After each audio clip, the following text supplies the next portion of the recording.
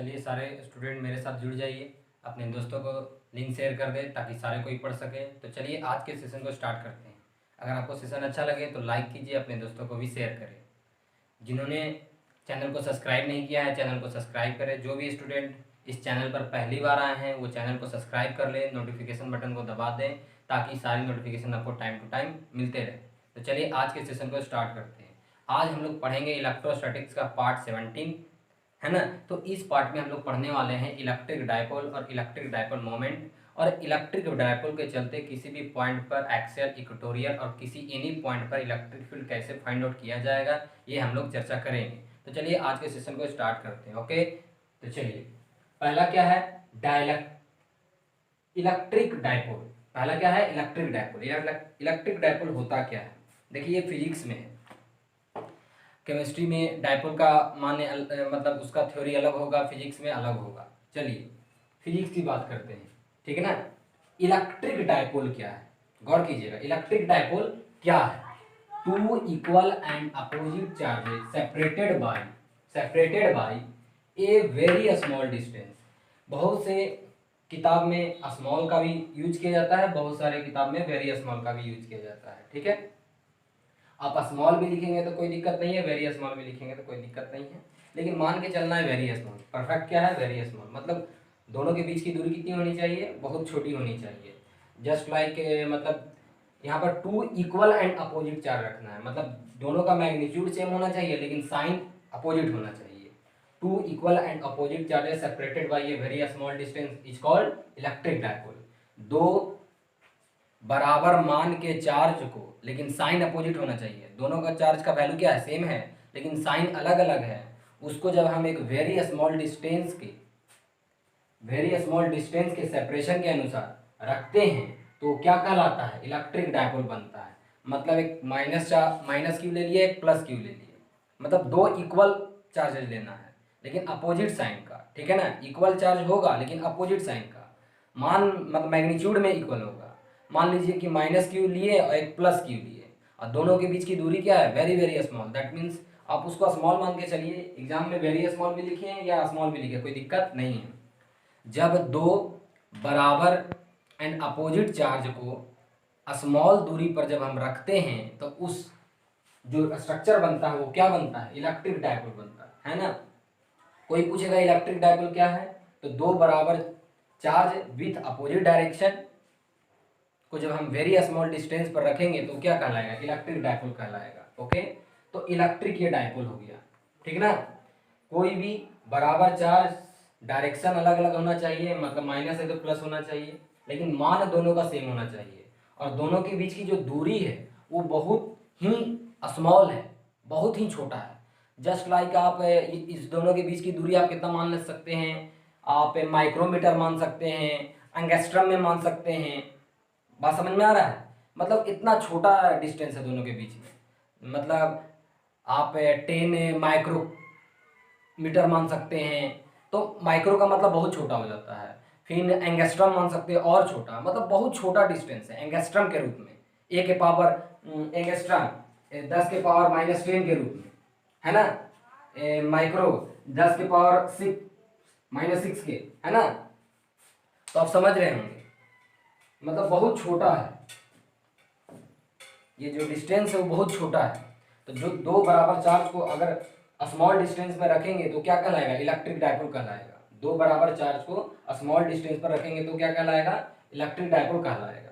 अब देखिए गौर से, डिस्टेंस आप इस दोनों के बीच में स्मॉल डी भी मान सकते हैं, है ना। दोनों के बीच में स्मॉल डी भी मान सकते हैं, लेकिन एनसीईआरटी और अदर जो भी किताबें हैं उसमें एक रेफरेंस लेकर डिस्टेंस माना गया है। मतलब इस दोनों के बीच की दूरी क्या है, -क्यू और +क्यू एक छोटे से डिस्टेंस में रखेंगे तो क्या बनेगा, इलेक्ट्रिक डायपोल। दो बराबर एंड अपोजिट चार्जेस को जब स्मॉल दूरी में रखेंगे तो क्या बनेगा, इलेक्ट्रिक डायपोल बनेगा। इलेक्ट्रिक डायपोल की दूरी कितनी होती है, वेरी स्मॉल। दोनों के बीच की दूरी, दोनों चार्ज के बीच की दूरी कितनी है, वेरी स्मॉल। इसको हम डी से भी रिप्रेजेंट कर सकते हैं, दोनों के बीच की दूरी को, दोनों के बीच की दूरी को डी से भी रिप्रेजेंट कर सकते हैं। लेकिन स्टैंडर्ड एज एनसीईआरटी और भी जो भी किताबें हैं, इस दोनों के बीच की दूरी को आइडेंटिफाई के लिए दोनों के बीच की दूरी क्या लिया है, 12 लिया है। दोनों के बीच की दूरी क्या लिया है, 12 लिया है। यहाँ पर ये सेंटर माना है, ओ क्या है, सेंटर है, ओ क्या है, सेंटर है, और यहां से यहां तक डिस्टेंस एल और यहां से यहां डिस्टेंस एल। ओके, आप इसको नोट डाउन कर लें। ओके, नोट डाउन कर लिए, कर लीजिए।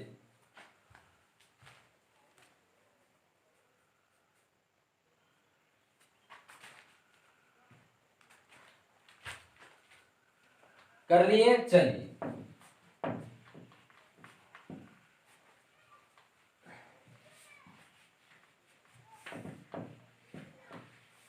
अब देखिए आगे चलते हैं हम लोग। ये हो गया इलेक्ट्रिक डायपोल। कोई पूछेगा इलेक्ट्रिक डायपोल क्या है, एग्जाम में आएगा तो क्या लिखेगा, two equal and opposite charges separated by a very small distance is called electric dipole.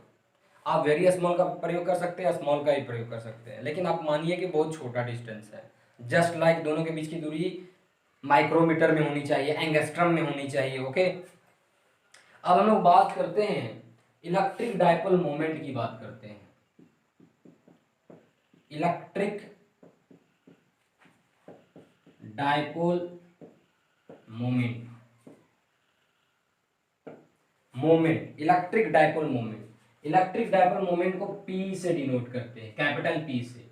किससे डिनोट करते हैं, कैपिटल P, है ना, electric dipole moment. Actually electric dipole moment जो है एक वेक्टर क्वांटिटी है, it is a vector quantity, it is a vector quantity, यह एक वेक्टर क्वांटिटी है। कौन वेक्टर क्वांटिटी है, electric dipole moment. Electric dipole moment कोई राशि ही ना, कोई क्वांटिटी ही ना वेक्टर क्वांटिटी होगी।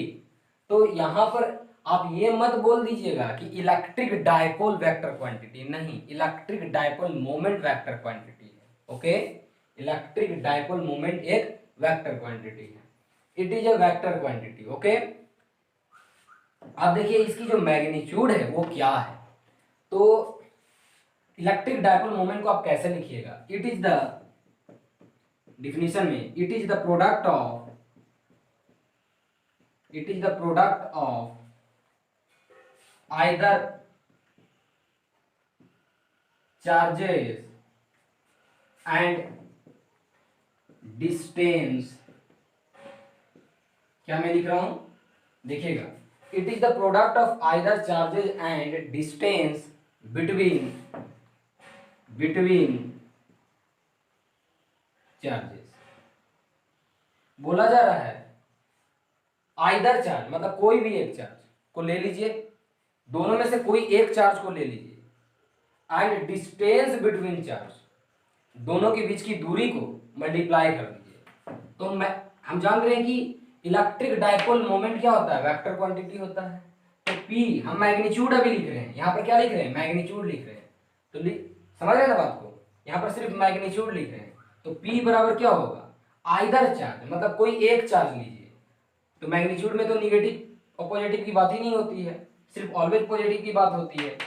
तो Q इंटू 2L, डिस्टेंस कितना है दोनों के बीच की, 2L, है ना। तो P बराबर क्या मिला हमें, कैपिटल P बराबर Q2L। तो इसको बढ़िया से लिखेंगे तो क्या हो जाएगा, 2QL। ओके, 2QL, बात समझ में आ रहा है। तो it is the product of either charges and distance between charges, दोनों के बीच की दूरी और किसी एक चार्ज को ले लीजिए, दोनों को मल्टीप्लाई कर देंगे तो क्या मिल जाएगा, इलेक्ट्रिक डायपोल मोमेंट मिल जाएगा। ये मैग्नीट्यूड हो गया, ठीक ना, ये मैग्नीट्यूड हुआ है, ये क्या है, मैग्नीट्यूड है इलेक्ट्रिक डायपोल मोमेंट का। अगर वेक्टर फॉर्म में लिखेंगे तो, अगर वेक्टर फॉर्म में लिखते हैं तो कैसे होगा, तो P vector equal to Q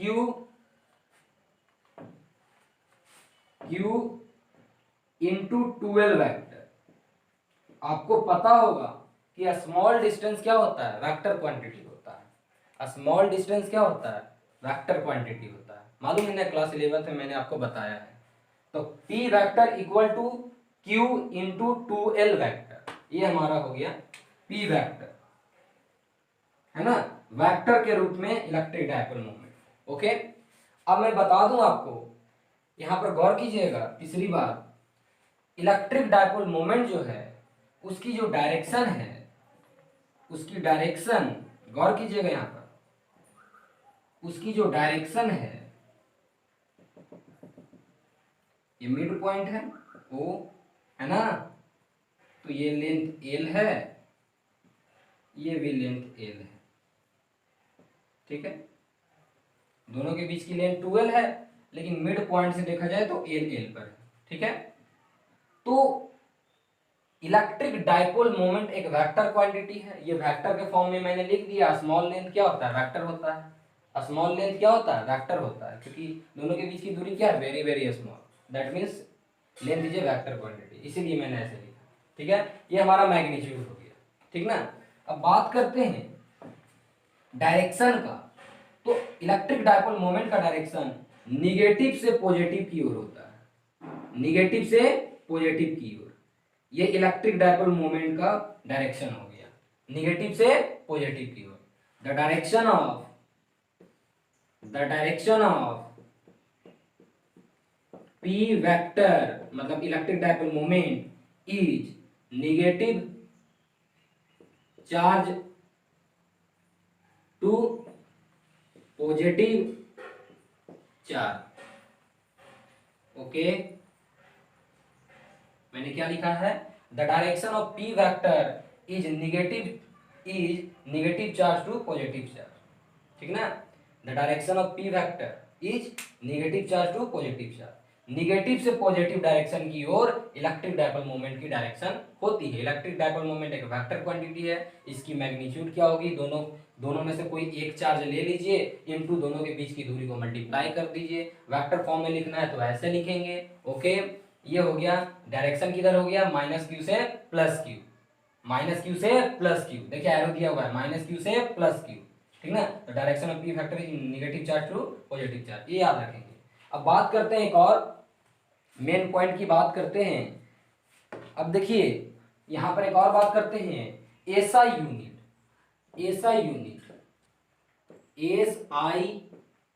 unit of p vector, है ना, मतलब वही electric dipole moment, electric dipole moment is electric dipole moment का SI unit of electric dipole moment, गौर कीजिएगा, SI unit of electric dipole moment क्या होगा।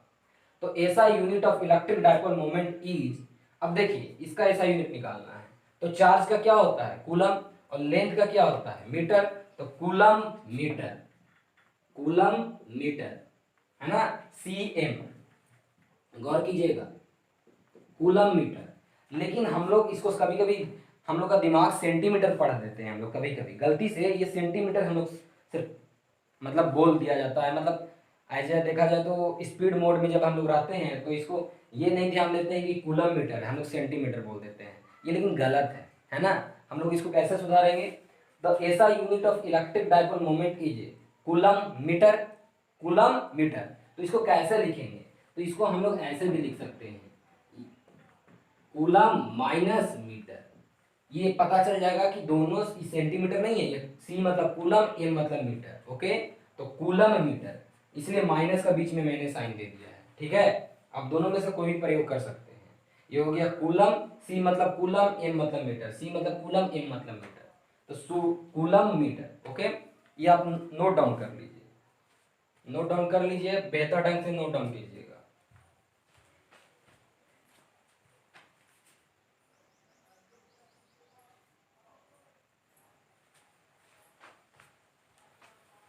तो चलिए आगे चलते हैं हम लोग, पॉज करके आप नोट डाउन कर लेंगे, कर लेंगे, ठीक है। दो चीज आपने सीखा, इलेक्ट्रिक डाइपोल, इलेक्ट्रिक डाइपोल क्या है, दो इक्वल एंड अपोजिट चार्ज को जब वेरी वेरी स्मॉल डिस्टेंस में हम रखेंगे, या स्मॉल डिस्टेंस भी आप बोल सकते हैं, तो उसको क्या बोलेंगे, इलेक्ट्रिक डाइपोल।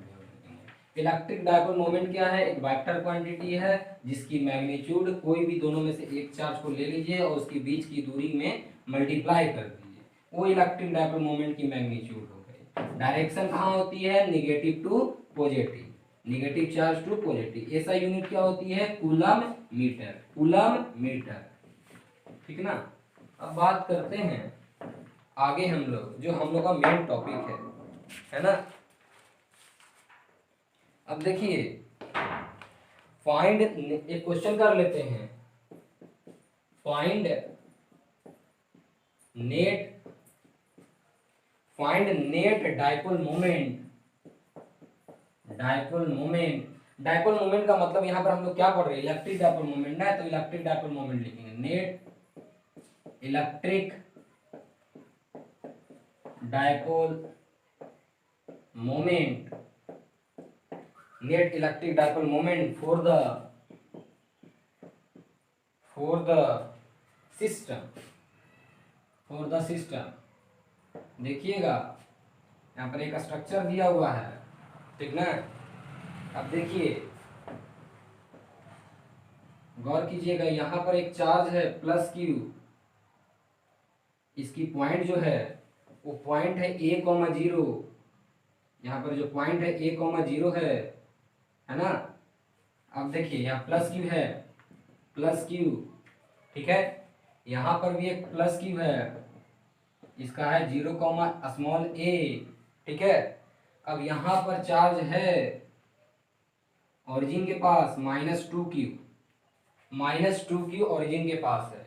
मुझे इस पूरे सिस्टम का, ये पूरे सिस्टम में जितने भी चार्ज हैं उससे बन रही इलेक्ट्रिक डाइपोल का इलेक्ट्रिक डाइपोल मोमेंट निकालना है। इलेक्ट्रिक डाइपोल होगा तभी तो इलेक्ट्रिक डाइपोल मोमेंट निकलेगा, याद रखिए, इलेक्ट्रिक डाइपोल होगा तभी इलेक्ट्रिक डाइपोल मोमेंट प्राप्त होगा। ओके, तो चलिए इसको सॉल्व करते हैं। तो ये हमारा क्वेश्चन हो गया, चलिए हम लोग सॉल्यूशन कैसे करेंगे, सॉल्यूशन, है ना। तो देखिए सॉल्यूशन कैसे करने वाले हैं, गौर कीजिएगा, यहाँ पर हम लोग देख रहे हैं कि भैया इक्वल एंड अपोजिट चार्जेज होना चाहिए। भैया प्लस क्यू है तो माइनस क्यू होना चाहिए, लेकिन -2q है, या प्लस क्यू है तो यहाँ -2q है। इलेक्ट्रिक डाइपोल बन ही नहीं रहा है, इलेक्ट्रिक डाइपोल बन ही नहीं रहा है, मतलब दिया हुआ नहीं है डायरेक्ट। तो क्या करेंगे, अब इलेक्ट्रिक डाइपोल आगे बनाएंगे। सबसे पहले इलेक्ट्रिक डाइपोल बनाने के बाद इलेक्ट्रिक डाइपोल मोमेंट ज्ञात करेंगे। तो चलिए, आपने देखा यहाँ पर एक प्लस क्यू है, यहाँ पर भी एक प्लस क्यू है, इसकी 0,a है पॉइंट, ये a,0 है। ओके, यहाँ पर दो चार्ज है, -2q चार्ज है, -2q को यहाँ प्लस क्यू है ना, मुझे -q चाहिए, -q, ठीक है। यहाँ प्लस क्यू है ना, हमें -q चाहिए, -q। मैंने -2q को -q और -q दो चार्ज में बांट दिया, -2q चार्ज को -q और -q में मैंने बांट दिया, दो चार्ज बांट दिया, ठीक है, कोई दिक्कत। अब देखिए plus Q -q plus q, ठीक है। तो अब इसको बंद कर दीजिए, तो एक डाइपोल बनेगा, एक इधर एक डाइपोल बनेगा, है ना। इलेक्ट्रिक डाइपोल मोमेंट की डायरेक्शन किधर होती है, इलेक्ट्रिक डाइपोल की डायरेक्शन किधर होती है, -q से +q, ओके ना। तो -q से +q, तो ये हमारा हो गया P1, ओके। अब देखिए -q और +q, और माइनस से प्लस होता है तो ये हमारा हो गया P2, ठीक है। तो आप देख रहे हैं कि इलेक्ट्रिक डाइपोल मोमेंट क्या होता है, इलेक्ट्रिक डाइपोल मोमेंट एक वेक्टर क्वांटिटी होता है। इसको मैं इरेज कर दूं ना, तो गौर कीजिएगा, अब गौर कीजिएगा, तो आप देख रहे हैं मुझे एक इधर इलेक्ट्रिक डाइपोल में मिला है और एक इधर इलेक्ट्रिक डाइपोल मिला है, परपेंडिकुलर, है ना, दो इलेक्ट्रिक डाइपोल मिला है, ठीक है, P1 एंड P2, ठीक है, और दोनों के बीच की एंगल कितनी है, 90 डिग्री, है ना। अब देखते हैं P1 क्या है, P1 हमारा हो जाएगा, P1 इक्वल टू, P1 हमारा हो जाएगा, क्या होता है P1, इलेक्ट्रिक डाइपोल मोमेंट क्या होता है, दोनों में से कोई एक चार्ज ले लीजिए, तो P1 किधर है, इधर, तो इधर वाला चार्ज क्या है, -q और +q, दोनों में से कोई एक ले लो तो q, और दोनों के बीच की दूरी क्या है, तो दोनों के बीच की दूरी a है, स्मॉल a, तो स्मॉल a हो गया, इसका मतलब q इंटू a, P2 क्या हो जाएगा, दोनों के बीच की, दोनों चार्ज में से कोई एक चार्ज, -q +q, एक -q तो उसके लिए चल गया, एक -q इसके लिए आएगा, तो -q +q, कोई भी एक चार्ज ले लिए, हमको मैग्नीट्यूड निकालना है, और डिस्टेंस कितना a है। अब देख रहे हैं दोनों बराबर है, जब कोई दो वेक्टर की मैग्नीट्यूड बराबर होती है जब कोई भी दो वेक्टर की मैग्नीट्यूड बराबर होती है तो उसका जो रिजल्टेंट होता है वो बीच से निकलता है, मतलब पी नेट। पी नेट क्या होगा, बीच से निकलेगा। ओके, जब याद कर लीजिए अगर दो वेक्टर की मैग्नीट्यूड बराबर हो तो वो बीच से निकलती है, इसका मतलब ये 45 डिग्री होगा, 45 डिग्री होगा ये वाला, और ये भी 45 डिग्री होगा। ओके, जब दो वेक्टर की मैग्नीट्यूड बराबर हो तो जो रिजल्टेंट आएगा वो बीच से निकलेगा, एकदम मिड से। Okay, if the magnitude of two vector is equal then the resultant is bisecting the angle between a both vector. मतलब दोनों वेक्टर को बराबर भागों में, दो वेक्टर के एंगल, दो वेक्टर है, एक P2 है P1 है, तो दोनों वेक्टर के बीच में जो एंगल बन रही है 90 डिग्री, उसको बराबर भागों में बांटते हुए रिजल्टेंट क्रॉस करेगा। ओके ना, मतलब पी नेट बराबर भागों में काटते हुए निकलेगी। कब, जब दोनों की मैग्नीट्यूड सेम होगी तब। याद कर लीजिएगा, if to the magnitude of two vector is equal then the resultant of two this two vector is bisecting the angle between both vector. Bisecting मतलब बराबर भागों में बांटते हुए निकलेगा। ठीक है, अब देखिए, अब P नेट क्या होगा, P नेट हमारा होगा रूट अंडर P1 का स्क्वायर प्लस P2 का स्क्वायर। अब देखिए दोनों क्या है, सेम है, तो हम लोग इसको P मान लेंगे, दोनों सेम है ना, इसको P मान लेते हैं। तो P1 का स्क्वायर प्लस P2 का square plus 2P1 P2। Okay, तो P नेट इक्वल टू, आप जान रहे हैं cos 90 डिग्री, है ना, cos 90 डिग्री, तो ये थर्ड वाला पार्ट क्या हो जाएगा, जीरो हो जाएगा। cos 90 क्या होता है, जीरो होता है। दोनों के बीच में P1 और P2 के बीच में कितना है, 90 डिग्री है। तो अब P1 और P2 क्या है, P है, तो रूट अंडर P का स्क्वायर प्लस P का स्क्वायर। Okay, any problem? तो आपने देखा P नेट जो आएगा पूरे सिस्टम का वो क्या आ जाएगा, P रूट अंडर 2 आएगा। अब देख लीजिए गौर करके, ये क्या आ जाएगा 2P स्क्वायर, तो P स्क्वायर का P और रूट 2। अब बताइए गौर करके P की वैल्यू कितनी है, Q इंटू ए इंटू रूट 2। ठीक ना, कोई दिक्कत, बात समझे कि नहीं समझे? ठीक है, जब दो वेक्टर की मैग्नीट्यूड बराबर होती है तो रिजल्टेंट बीच से निकलता है, दोनों को बराबर एंगल में बांटते हुए। ठीक ना, आप जानते हैं इसका यूनिट क्या हो जाएगा, कूलम मीटर, है ना, कूलम मीटर, ये इसका यूनिट हो जाएगा। कोई दिक्कत? चलिए आगे चलते हैं हम लोग, इसको सबसे पहले नोट डाउन कर लें।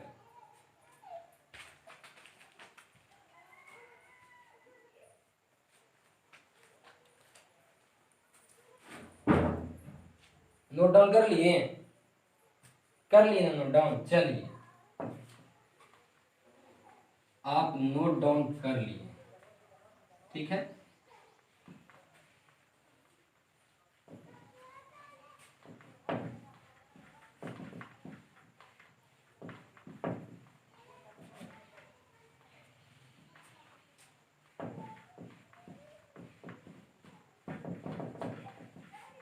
ठीक है, आज का जो क्लास है यहीं तक, हम लोग फिर मिलेंगे एक नए वीडियो के साथ। ओके, तो आप इसी तरह पढ़ते रहिए, कोई भी प्रॉब्लम हो तो हमें कमेंट करके बताएं। आप घर पर पढ़ते रहिए, क्योंकि आप जान ही रहे हैं कि अभी कोरोना वायरस किस तरह पूरे देश में फैला हुआ है। तो आप घर पर बैठकर पढ़िए, अपने दोस्तों को भी शेयर करें। और ये जो समय है ना, ये बहुत क्रिटिकल समय है, इसीलिए आप स्टडी पर ध्यान दीजिए, क्योंकि टाइम वापस नहीं आता है, समय दोबारा नहीं आएगा, इसलिए आप पढ़ते रहिए। ठीक है, अगर कोई भी प्रॉब्लम हो तो हमें कमेंट कर सकते हैं, हम आपकी क्वेरी को, आपके क्वेश्चन को सॉल्व करने की कोशिश करेंगे। और एक ऐसा क्लास लाएंगे जिसमें हम लोग सारे स्टूडेंट का क्वेश्चन को, सारे स्टूडेंट के जो प्रॉब्लम है उसको सॉल्व करने की कोशिश करेंगे। ठीक है, तो हम लोग फिर मिलेंगे एक नए वीडियो के साथ। ओके, देखते रहिए, पढ़ते रहिए। Okay, thank you.